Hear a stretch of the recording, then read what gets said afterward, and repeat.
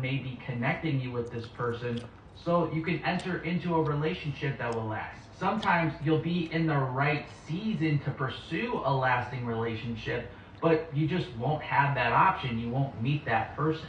At other times, you'll meet the right person that you feel like you could be with in a long-term relationship, but for you or that person, it just won't be the right time. Therefore, when you meet the right person and it's the right time, that's a great sign. God is leading you into this relationship that will last. Psalm 31:15 states, "My times are in your hand." Number 3, if you and this person in the right season to pursue a lasting relationship, but you just won't have that option. You won't meet that person. At other times, you'll meet the right person that you feel like you could be with in a long-term relationship, but for you or that person, it just won't be the right time. Therefore, when you meet the right person and it's the right time, that's a great sign. God is leading you into this relationship that will last. Okay, the wrong thing about what he's saying is that he's basically saying just because you guys meet at the wrong time, because you guys meet at the wrong time, this is from what my understanding, because you guys are meeting at the wrong time, you're not the right people for each other. That's wrong.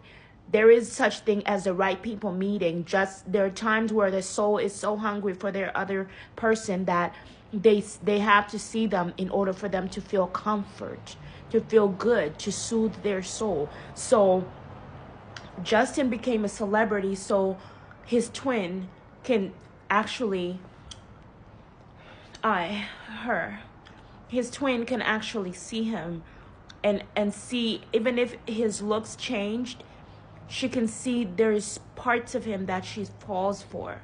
His swagger, the way he walks, the way he talks, the way he carries himself, and even the mistakes that he made, even the guys that he's probably slept with. It's because his twin was busy sleeping around in the sex industry. You know, she was molested too, and she was it's the same reflection of the things that happened to her happened to him. And it's like, I don't want that to happen to him. And then, you know, she's super sweet, but you know, he's like, I remember telling Tyler, he's in competition, he's not in competition, but he's in it to win it. He's like, fuck that, I don't care. It's disgusting, but you know, it's because I remember, even if he probably doesn't understand because he hasn't seen my videos yet, but I know he's seen a video of me. You know, celebrities see videos and they just don't address them because they don't want to either make you famous before your time, or because they're signed to a label and they belong to somebody else's label and they can't just post anything they want. But the fact that me and Justin Bieber have been going to the same places, just haven't ran into each other yet, is unbelievable. And even Rihanna, you know, she's been in some of the same places my friends would meet Rihanna without going to her concerts and things like that. So I've been around celebrities without actually being around every single celebrity, but even my friends have been around those celebrities. But it's not a big deal. The big deal is meeting Justin, but at the same time, it's like, I want to meet him very badly, but I want to be ready. You get what I mean? I don't want to meet him when I'm not ready, because then I want to embrace the moment that we do have together. I want him to pursue me. I want him to, he says, throw yourself at me. This is me throwing myself at him. This is me doing everything I can in my power to look beautiful for him. And even if he knows, he understands, Justin, you need to know, if I didn't say it in the other videos, if I walked around the streets, the block looking this pretty, it wouldn't be good for you. It wouldn't be good for us. If I walked around the blocks looking this pretty, it would be chaos. Men fighting over me left and right. It's like that because they were fighting over me even before I looked this pretty. And it's like, oh no, you know, because you don't want, it's scary. You know, a lot of evil people want to watch men fight over them. I don't want to watch men fight over me. I want men to know that I'm not for everybody. There's someone special for you. I'm not for everybody. There's no need to fight and destroy each other over one girl, because she can't be, you all cannot win her over. Just there are other women that are just as beautiful. Maybe they're not the same exact person, and there's a reason why they're not Eve, but you just can't have her. There is so many other beautiful women that you were made for. You can't ignore them. They need you. You know, so that's why it's important not to fight over one girl. Because one girl can't be with every guy. And that's why I started thinking I had to be with all these different men, because I was trying to, they start getting, being in competition. And I can't do that. I can't be passed around like that. I don't want to. You know, I don't want to be passed around by different men. And I have had those sexual cravings where I wanted to have like orgies and things like that. My body, my sexual cravings were really high.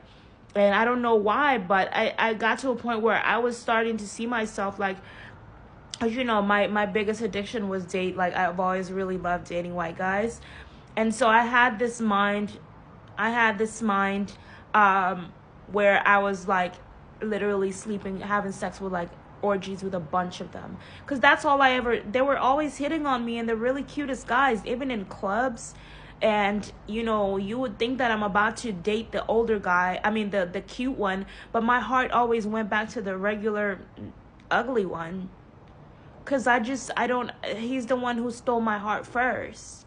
Like, he's the one that bought me a drink when I first got to the bar. But the cute guy wanted to dance with me, but he didn't even get to buy me a drink. Like, he wanted to have sex with me. And he's like, let's go to the bathroom. And I wanted to have sex with him, trust me. I didn't care if he bought me a drink or not. I thought he was so beautiful. He was my reward. I didn't care. I was like, I just want to be with you. You're so handsome. And he had blonde hair, blue eyes, so beautiful, right? And I was like, wow, finally, right? And we're dancing and everybody's watching us. But then my heart kept saying, remember the guy that bought you a drink, you know? At least he bought you a drink. At least he thought about you to do something. You know what I mean? And I know some people would think that a drink is a bad thing, but not when you're an alcoholic. It's a gift, right? So I kept telling the guy with the blonde hair, the white guy with the blonde hair, like, I'm going to go dance with him. It was another white guy. I think he was Spanish. No, he was white. He was just more of a nerd.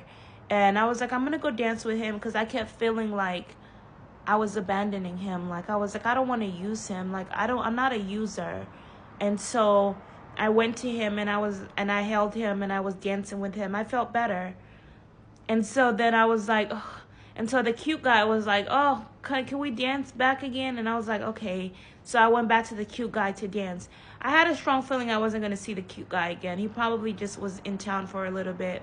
But I didn't see the ugly guy. He wasn't ugly, but the least attractive guy ever again either. Me and the least attractive guy actually had sex. I went to his house.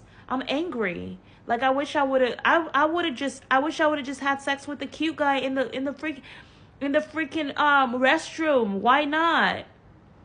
But the heart wants what it wants, and I wanted him too, but it's just the person that put a mark on me. It's when you have a beautiful heart, it's the person that does something for you, like when you're there. Like, I had money, but I didn't have like too much money to buy a drink. It's the thought. It wasn't the drink. It was the thought. He thought of me. He was a gentleman. Even if you try to say you're a whore, this and that, when you're an actual woman of God, you have qualities about you that other women don't have, that a whore doesn't have. Even when I was a prostitute, even when I was in the escort business, even when I was a stripper, I was generous. I would never lie to a man and tell a man I'm gonna sleep with you, and then lie to him and not sleep with him and just take his money.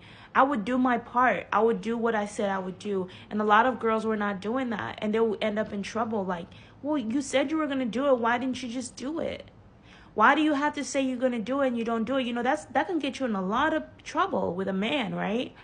It's not fair, you know. And so that's learning about yourself and the kind of person you are is very important, because you're like, why am I so sweet? Or why do I have to be the person that gives myself away all the time? That's how I felt. Like, I'm tired of being nice. I'm tired of being the sweet girls. That's why I got a lot of big tattoos of like the devil.